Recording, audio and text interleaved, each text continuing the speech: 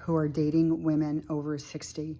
And, I would consider myself in that group of being over 60. And I think the first thing I would say, and now it's going to sound like a business conversation, but it's not, is know your audience.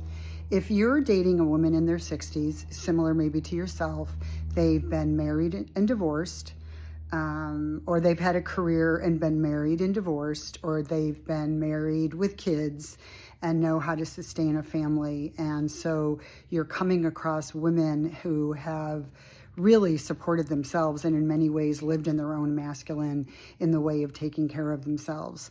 And so I think what's important for men dating women in their 60s is to just really acknowledge that and step into it with what you're bringing and where your flexibilities are at.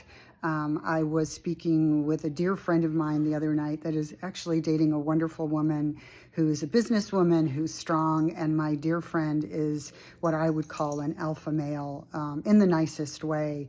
And it's been difficult for him to just allow her to be herself and to be in her strength.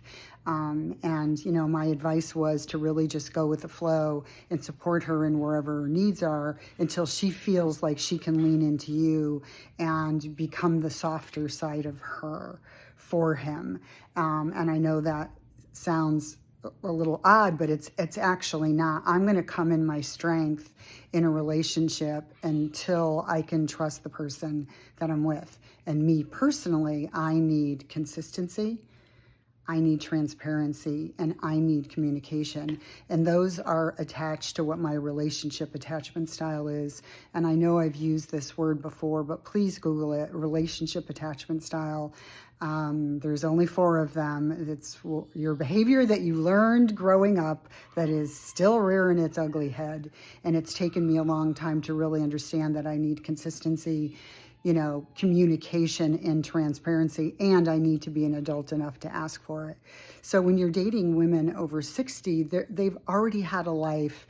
They've hopefully already done some work on themselves. Hopefully you've reflected on your life and you're looking at what you want and what you need in a relationship. And it's been, for my own personal, it's been really hit or miss. And up until maybe the past year or so, I haven't communicated what I need. What is consistency for me? Does it mean, don't blow up my text and don't love bomb me, but be consistent with your communication. And if you're not a good communicator, which communicating my feelings can be difficult, it's probably something that needs to be talked about. So that is my advice for you.